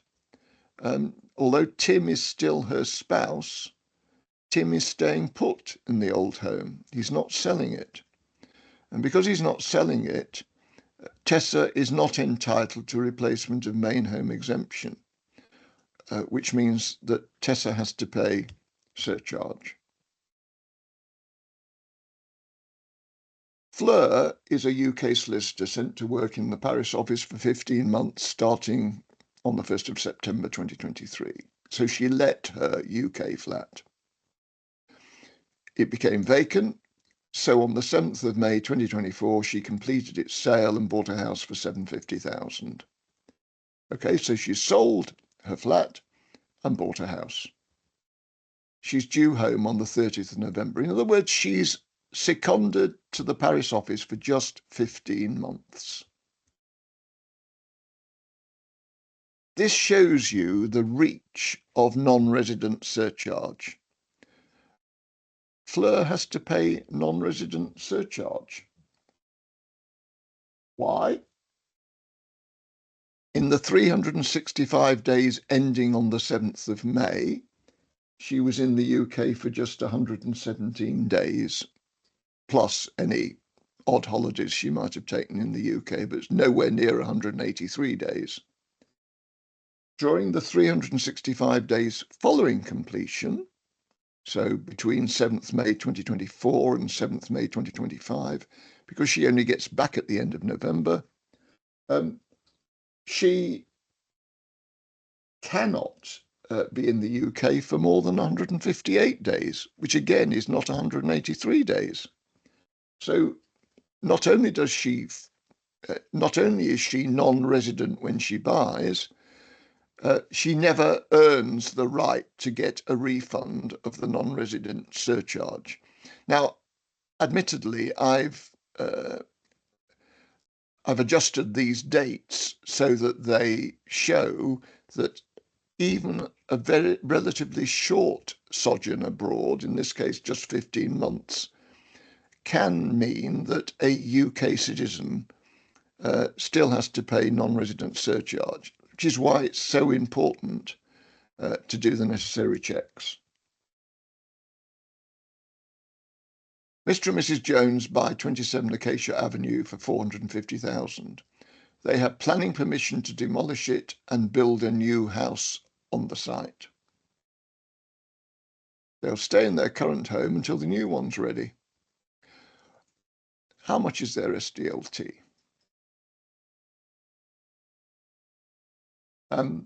Obviously, they're keeping their existing home while they build a new one. So they're going to pay surcharge, and surcharge on £450,000 is 32,500 now. But the question is, will they get the surcharge back? Because normal tax on 450,000 is just £10,000. And the answer is no, they won't get their surcharge back for a very interesting reason. In 2020, there was a case involving a couple from Dubai who sold up in Dubai and bought a flat in Mayfair for about 5 million. And then they bought the flat next door for 7 million. They needed both flats because they had a large family, and the £5 million flat wasn't big enough for their family. So they bought the one next door with a view to knocking it into one great big flat. And they were claiming replacement of main home exemption because they'd sold up in Dubai and they were buying in London. But the court said, on the wording of the statute, you can only claim replacement of main home exemption on the purchased dwelling, singular, not on more than one dwelling. So you can't claim it on two dwellings. A necessary corollary of that decision, by analogy with it, is that if you never live in the house that you're buying, you can't claim exemption because you don't intend to live in the purchased dwelling. Mr. and Mrs. Jones have no intention of living in 27 Acacia Avenue. They're going to live in their new property that they're building on the site, which isn't the one they've bought. This is a particularly tricky situation, but I am pretty certain the revenue would apply that case, the name of which I give you in the notes. Sarah lived with her mother Helen in Helen's house. She's lived there since birth. Helen's selling her house because Sarah's now 35 and they're jointly buying a new one. Helen owns nothing else, but the daughter, Sarah, has a 25% interest in her late uncle's cottage and it's worth 90,000. It's let and she gets rental income from it. What SDLT do they pay? Well, I hope we know the answer to this. They're jointly buying, although Sarah is entitled to exemption because when she sells her house, she'll be buying a new one and she owns nothing else. But Sarah's buying jointly with her, and Sarah does own an interest in another house, in the cottage. Can Sarah, however, claim replacement of main home exemption? She intends to live in the new house. She's lived in the old house until they move to the new one. And between selling the old house and buying the new one, she hasn't bought anywhere else as a new house. Trouble is, condition 2 says that Sarah must have disposed of an interest in the old house, or her spouse or civil partner must have sold an interest in the old house.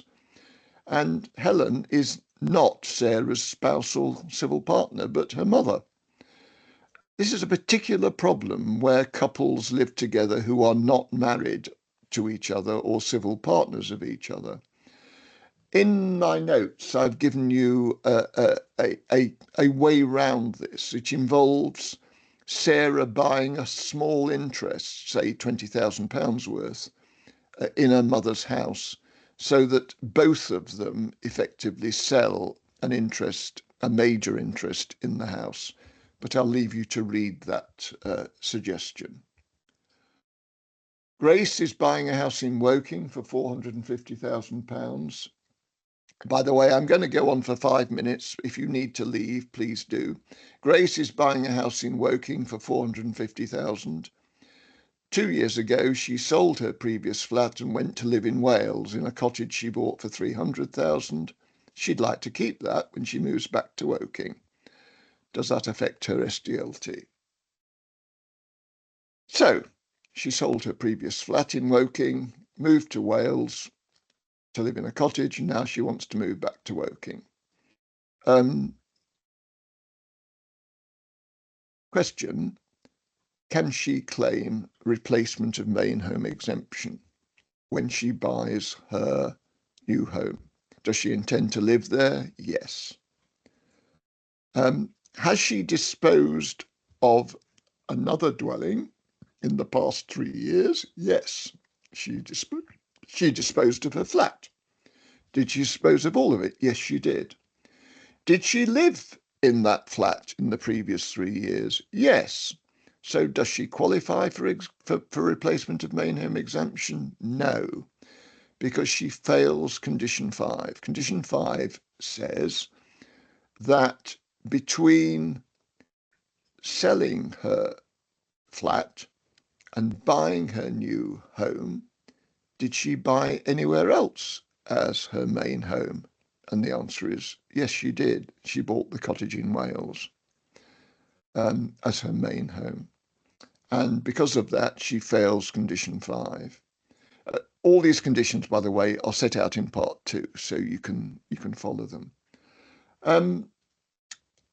Now, interestingly, so if she wants to keep the Wales cottage, then she'll pay surcharge on her new house in Woking. Interestingly, if she had bought the Welsh cottage as a holiday home and lived in rented accommodation or lived with friends as her main home, she could have done that. It is possible in England to buy a second home without paying surcharge. You basically sell your main home, you then buy your holiday home or your buy-to-let flat, and then after that, you buy your replacement home. So the one you buy in the middle, you don't pay surcharge on, because when you buy it, you've already sold your only house. And when you buy your new house, that overreaches any other properties that you may hold because you qualify for main home replacement exemption. That is a loophole which in Wales under land transaction tax has been closed, but still exists in England, and a number of clients of mine have taken advantage of it.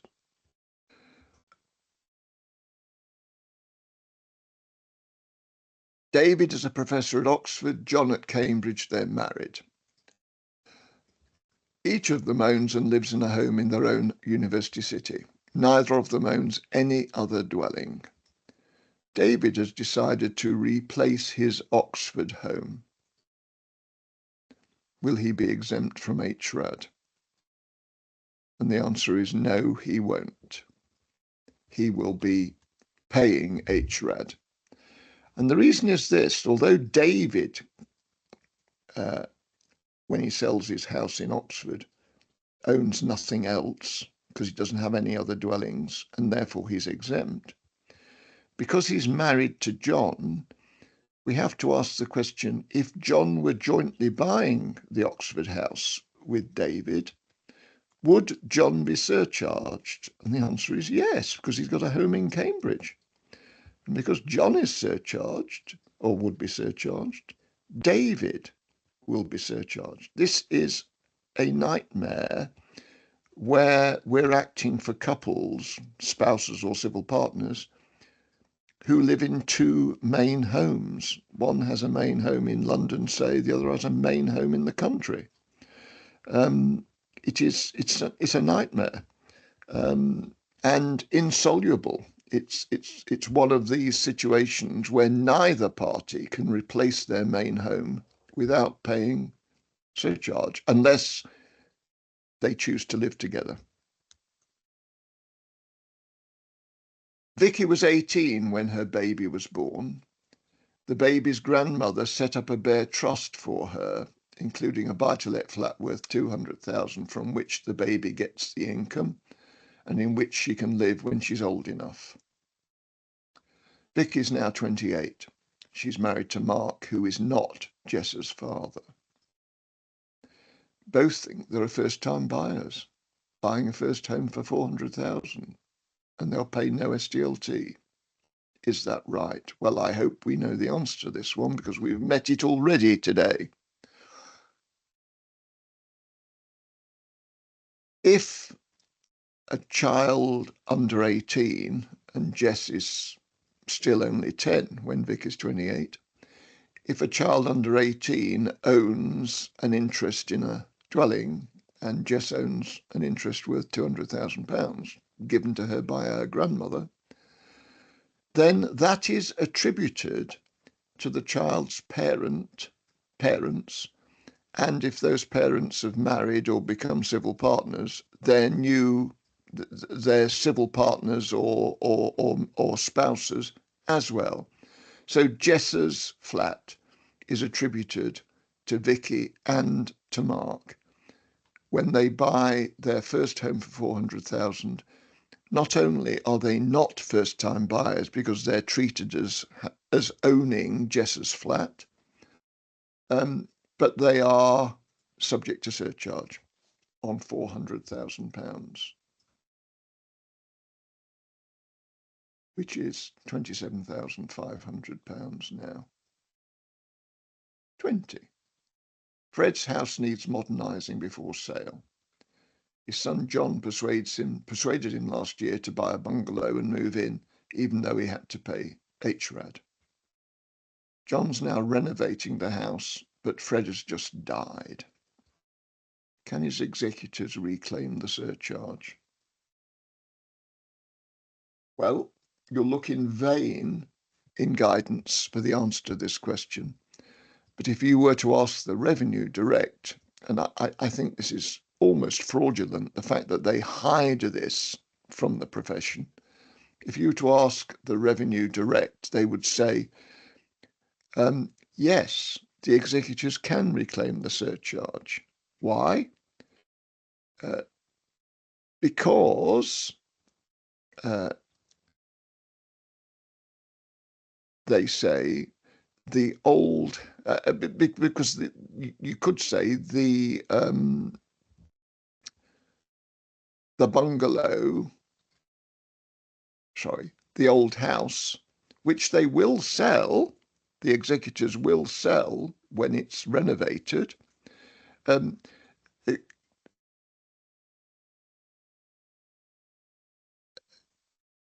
Can they say, sorry, the old house has been renovated, can they say it's been sold? And the revenues say yes. When it devolves onto the executors under Fred's will, that is a disposal. I find that really quite extraordinary, but that's what they say, and they will, in this circumstance, allow executors on the sale of that house to recoup, they will allow the executors to recoup the surcharge that Fred paid on his bungalow. This really ought to be published in guidance if that's the attitude of the revenue. Final example, and I've already touched on this. Polly's buying a house for 600,000 that has 3 floors, each of which is an independent flat. She intends to convert it back into a single family home. What SDLT will she pay? And the answer is, because she's buying 3 flats, she'll pay surcharge. But, as I mentioned earlier, if she can persuade the vendor to take all the front doors off so that that none of the flats enjoys privacy or security, because they're all open to each other, then on the basis of that case that says you can't claim multiple dwellings relief if there's no door between the house and the annex, we ought to be able to argue, therefore, that Polly's simply buying a single house for 600,000, and as she's a first-time buyer, she would get first-time buyer relief. Okay. Sorry about the 2 answers that I managed to get confused. I will send out, hopefully today, but possibly tomorrow, the revised notes. And also, I'm happy to answer any questions if we've had any. I think we had a question from Dawn Lawson. I think you're still in the building, so to speak, Dawn. It's on the question. I have a client who is purchasing a new build retirement flat for £375,511. He is receiving the following incentives. I won't go through all of it, but all the extras come to over 15,000. Is the whole lot chargeable to SDLT? This is an interesting question. The question of incentives. The question is, are those incentives fixtures? They often are. They're kitchens or other things that are fixed. My view is that if they're fixed to the property, they're part of it at completion, and therefore the price for fixtures is certainly part of the price for the whole lot. And you also have issues if there's a mortgage involved, and I don't know whether there is, in terms of telling the lenders precisely what's being paid for.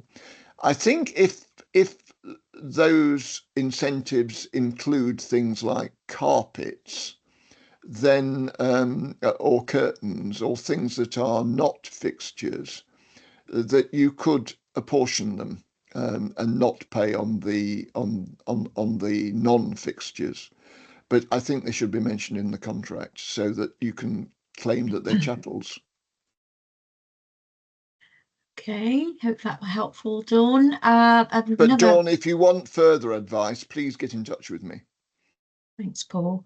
We have a question here from Anonymous. Husband owns family home where his wife lives. He's selling the family home and they're buying together. She owns an investment property in her sole name that she's renting out.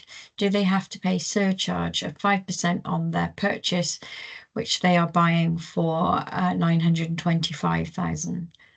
On the basis that they are married, so I take it the wife has no interest in the family home. It's Is that what it says, that the husband It says, however, my view is that it doesn't have to pay as he's selling and replacing main residence. However, while she is replacing her main residence, she's not selling her investment property. Oh, right, she doesn't have to. She doesn't have to.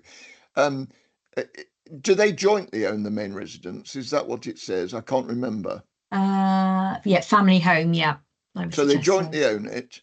No, the beauty of replacement of main home exemption, if you qualify for the 5 conditions, which you need to go through, the beauty of it is it doesn't matter if you own 1,000 other properties. You get exemption on replacement of your main home if you qualify for the 5 conditions are met. So the fact she's got a buy-to-let in her own name is irrelevant. It's ignored. They are entitled to exemption. Okay. And Dawn had posted that actually they aren't fixtures. So maybe, Dawn, good idea to contact Paul directly. Yeah, if you just let me have the facts, Dawn, I will. I'll let you know my answer, because I am aware that sometimes the incentives include contributions to legal costs and things like that. So it would just be helpful to know what they are. Okay, I think that's it. Oh, hang on. Okay. Oh, so for anonymous, I'm suggesting this is to the previous question. Husband owns the property by himself, but she lives in it. So this is from anonymous, not Dawn. Okay. No problem. If the husband owns it alone, then let's just go through the conditions. They are jointly buying the new property. Husband intends to live there. That's condition 1. Husband is selling the previous home, and he's selling all of it. He's not keeping a bit of it. So conditions 2 and 3 are met. Husband lived in that home in the 3 years prior to completion of the new home. Yes. And in between selling the old one and buying the new one, the husband hasn't bought anywhere else for himself or his wife. Correct. Now let's try the wife. Does she intend to live in the new home? Yes. Has she or her spouse or civil partner sold the old home? Yes. He sold it. And did he sell all of it? Yes. In the 3 years prior to buying the new one, did she live in the old home? Yes. And has she bought anywhere else between sale and purchase in which she's going to live? No. They both qualify for exemption as long as it's a spouse or civil partner.